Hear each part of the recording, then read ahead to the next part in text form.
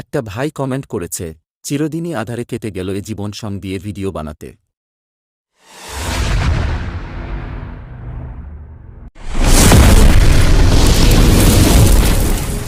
Editing বয় Rohit, Chandipur সে।